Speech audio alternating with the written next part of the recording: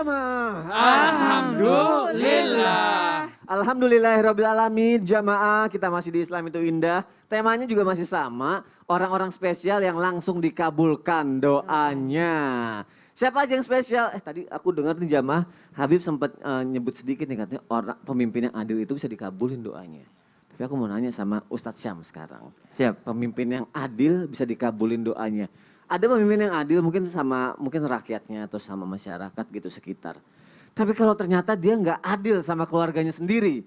Itu gimana tuh sama orang adil sama keluarganya sendiri nggak adil gitu kan. Contohnya mungkin dalam hal poligami. Nah itu dikabulin apa enggak doanya Ustadz Syam? Aku mohon penjelasannya Ustadz, silakan. Baik, saudara tabi guruku Habib, Masya Allah, Ustazah Lulung, Masoni yang dimuliakan Allah Subhanahu Wa Taala, serta para alim ulama yang dimuliakan Allah Subhanahu Wa Taala, para pemimpin yang adil dan baik yang dimuliakan Allah Subhanahu Wa Taala, karena nomor satu yang disebutkan dalam hadis qudsi, ya dalam sebuah riwayat bahwasanya yang mendapatkan syafaat nanti ya termasuk yang dilindungi di padang mahsyar di mana tidak ada lagi perlindungan, yaitu nomor satu al-imamul adil, seorang pemimpin yang adil, dialah yang mendapatkan nanti perlindungan di saat tidak ada lagi perlindungan selain daripada perlindungan Allah Subhanahu Wa Taala.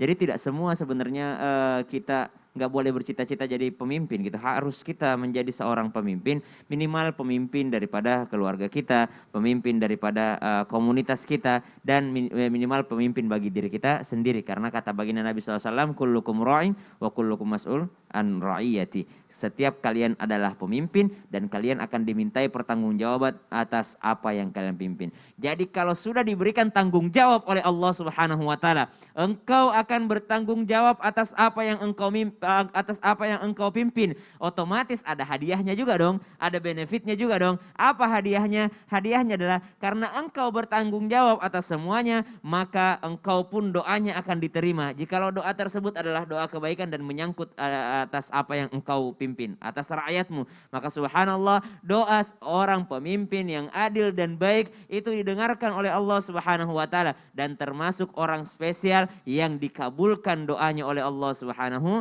Wa Taala. Lihatlah bagaimana pemimpin-pemimpin dalam Al-Quran. Rasulullah Sallallahu Alaihi Wasallam, apakah Rasulullah diterima doanya? Jelas diterima doanya. Nabi Nuh alaihi salam, seorang nahkoda kapal yang luar biasa, yang kisahnya sampai sekarang baik dalam dunia Islam ataupun di luar Islam mengakui kehebatan Nabi Nuh alaihissalam. Apakah doanya diterima? Doanya diterima. Nabi-nabi yang ada dalam Al-Quran, pemimpin-pemimpin yang ada dalam Al-Quran disebutkan semuanya diterima doanya oleh Allah Subhanahu Wa Taala. Apalagi menyangkut daripada apa yang dipimpinnya. Nabi Musa alaihissalam berhadapan dengan laut. Ketika berhadapan dengan laut, apa kata umatnya? Udahlah Musa, udahlah nyerah aja deh kita.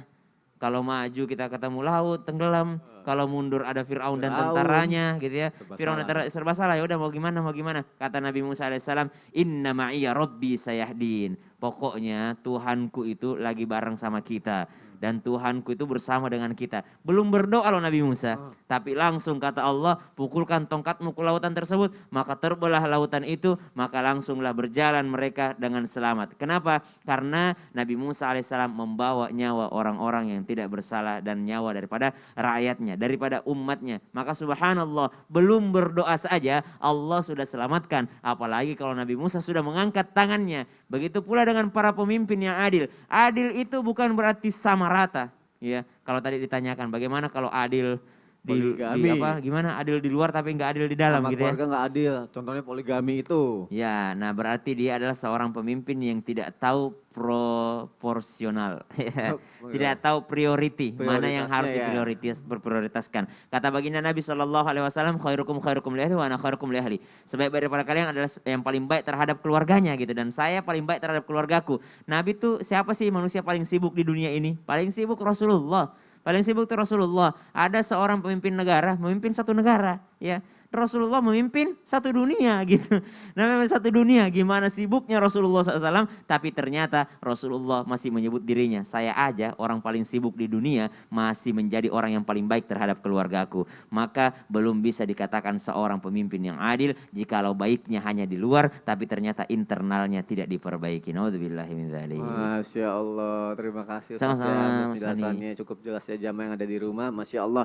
Kita lanjutin lagi yuk jamaah. Aku sekarang punya tayangan nih video sedih mengenai 6 orang anak kecil yang mendadak jadi yatim piatu dalam sehari.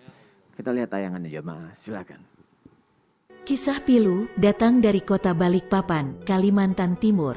6 bocah dan diantaranya yang paling kecil berusia 2 bulan menjadi yatim piatu dalam waktu sehari.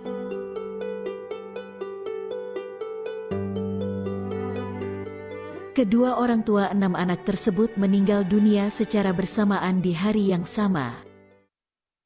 Innalillahi wa inna ilaihi rajiun. Semoga anak-anak yang dimuliakan Allah itu bisa mendapat lindungan dari Allah. Masya Allah, sehat selalu, insya Allah bahagia selalu nantinya. Amin, ya Allah, amin. Nah ini berhubungan juga dengan pertanyaan aku jamaah sama Ustazah Lulung sebelum iklan tadi nih. Benarkah nih bahwa doa anak yatim nih pasti akan langsung dikabulkan sama Allah? Terus apa sih batasan pasti dikabulkannya doa seorang anak yatim nih jamaah? Nah satu lagi, Apa itu? boleh nggak nih kita datang ngasih hadiah terus minta doain deh? Itu Mau dikabulin tahu? apa enggak? Mau dong. Mohon izin ya. Silakan Ustazah Habib, Lulung. Zasam, Kak Soni semuanya pemirsa. Assalamualaikum warahmatullahi wabarakatuh. Waalaikumsalam warahmatullahi wabarakatuh. Alhamdulillahirabbil alamin. Amma ba'du, alhamdulillah hari ini kita senang banget. Mudah-mudahan Allah berikan kita keberkahan. Tapi keberkahan ini tidak lepas daripada doa-doa. Salah satunya adalah doa dari anak-anak yatim. Apakah benar? Nah, batasan kayak apa sih anak yatimnya? Apakah yang masih kecil? Apakah yang sudah balik? Atau bagaimana? Ada 2 jawaban. Wow. Jawaban yang pertama adalah, mau tahu aja apa tahu banget Mau nih? tahu banget dong. Nah, permisi guru-guru. Yang pertama dalam surat At-Taubah ayat 103. Dinyatakan apa? Boleh-boleh aja dong. Kenapa? Bismillahirrahmanirrahim. Khudz min amwalihim tutahhiruhum wa tuzakkihim. Wa sholli alaihim. Inna sholataka sakanun lahum. Ambillah sedekah, ambillah zakat dari orang-orang kaya mereka. Berikanlah kepada anak yatim atau kita punya kita berikan kepada anak yatim. Agar mereka bersih hartanya, bersih daripada penyakit juga. Dan doakanlah mereka ketika kita dikasih sesuatu. Nih titipin nih untuk anak yatimnya ibu, untuk anak yatimnya ini. Tapi doakan mereka yang memberikan apa? Doa-doa kalian, doa-doa kita sangat menyenangkan dan menenangkan hati mereka. Berdasarkan ayat ini boleh aja dong kita kumpulin anak yatim. Ada pengajian pranikah, ada ini itu. Ayo anak-anak saya doain ya. Ini kakak Soni ya kan mudah-mudahan sehat. Oh iya baca doa. Boleh. Dan itu ada di dalam kisah dari Abu Hurairah radhiyallahu anhu. Ketika setiap hari Jumat, beliau pulang sholat Jumat, beliau itu pegang permen yang banyak lah bahasa kita. Kemudian dia panggil anak-anak kecil. Ayo doakan Abu Hurairah. Allahumma gfir, li Abi Hurairah, li Abi Hurairah. Maka kemudian Abi Hurairah memberikan permen kepada anak-anak kecil tadi. Jadi boleh-boleh aja. Ini yang pertama. Yang kedua, ada menyatakan udahlah gak usah pakai kayak gitu, pakai imbalan segala sih. Berikan saja makan kepada mereka. Berikan saja apa yang kita punya. Jangan mengharapkan pahala atau jangan mengharapkan imbalan. Tapi harapkan keridhaan dari Allah Subhanahu wa ta'ala. Seperti apa ini? Misalnya dalam surat Al-Insan. Ketika kau berikan makanan kepada fakir dan miskin atau yatim, jangan mengharapkan imbalan.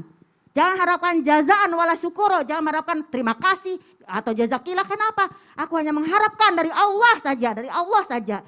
Mungkin ini caranya gimana? Mungkin kalau kita pemberiannya pribadi, udah gak usah deh ngarepin, kita berdoa aja sama Allah sendiri.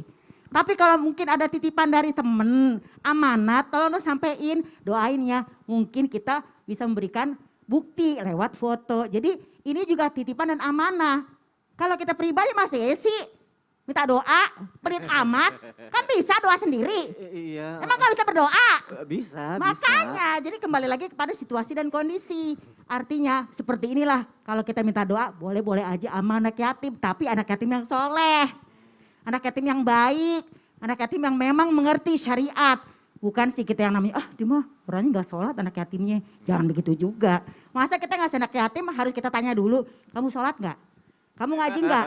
Tadi keburu lapar kalau kita kagak ngasih. Kalau dia bilang enggak jadi ngasih gitu Iya, takutnya. enggak aku enggak sholat, soalnya aku masih kecil. Udah deh enggak jadi Nggak ngasih jadi deh. ngasih, ya Allah. Perhitungan amat ya kan. Nah jadi sebagai orang tua kita juga lihat tidak hanya pemberian harta. Tidak hanya materi tapi kasih sayang, pendidikan, perhatian. Apalagi misalnya dia ini cuman hanya seorang ibu yang punya anak banyak misalnya. Nah ini harus kita berikan pelajaran, jangan sampai yang namanya anak-anak ini kehilangan kasih sayang. Jadi gak cuma masalah duit, kenapa? Wakafil yatim, ana wakafil yatim fil jannah. Aku dengan orang-orang yang bertanggung jawab pada anak yatim di surga seperti jari ini. Artinya dekat banget seperti jari ini. Mudah-mudahan ya kepada ibu-ibu yang pada punya anak yatim, semoga Allah berikan rezeki yang banyak. Amin ya Allah. Aduh saya ngos-ngosan, kenapa? Karena kita mikirin anak yatim itu sedih banget nasibnya, tahu gak sih?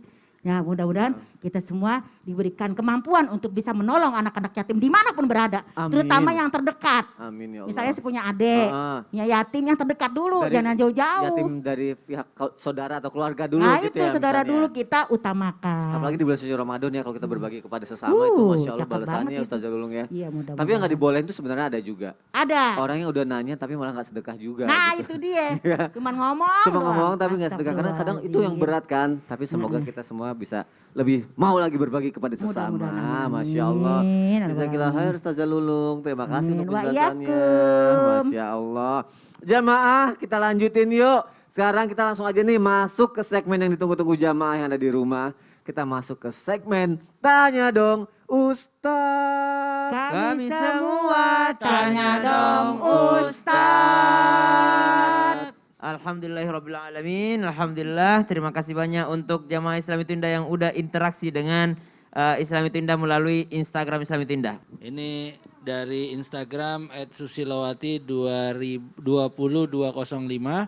Assalamualaikum Ustadz dan Ustazah. Waalaikumsalam warahmatullahi wabarakatuh. Apakah boleh kita mempunyai rasa percaya diri bahwa Allah pasti akan mengabulkan doa kita? Bismillahirrahmanirrahim. Kalau dikatakan apakah boleh atau tidak, boleh-boleh saja. Tapi percaya diri yang tahu diri. Percaya diri yang tahu diri. Maksudnya tuh tahu diri tuh berdoanya tuh kapan sih? Gitu. Apakah Anda habis sholat berjamaah atau Anda lagi habis nggak sholat, ya kan? Tidak pernah sholat, tiba-tiba yakin doanya diterima, gimana? Anda lagi misalnya dalam keadaan mabuk, habis minum khamer, habis minum alkohol yang dilarang oleh agama. Lalu Anda mengatakan, oh, pasti Allah terima doa saya ini gitu. Jadi enggak ini juga kan. Berarti kita apa yang harus kita lakukan supaya yakin? Dan memang kita boleh yakin kepada Allah dan itu keinginan Allah. Saya sesuai prasangka hambaku kata Allah Subhanahu wa taala. Berarti kita harus pede dong. Oh ini doa saya diterima insya Allah. Doa saya diterima, doa saya diterima. Tapi ikuti syarat-syaratnya. Contoh jangan dekati khamar. Jangan pernah tinggalkan sholat 5 waktu. Berbakti kepada orang tua. Insya Allah doa-doanya bisa diterima oleh Allah Subhanahu wa taala gitu. Amin ya Allah, amin. Amin ya Rabb. Tapi guruku Habib, giliran saya bertanya ini. Ahlan wa Dari sahlan. jadilah diri sendiri 19. Banget namanya. Biur seleb. Jadilah diri sendiri. Biur seleb. Tanya dong Ustadz. Assalamualaikum Ustadz Ustazah, saya mau tanya. Saya pernah baca hadis di buku sekolah dari perpustakaan. Di situ hadisnya menjelaskan tentang doanya orang yang teraniaya.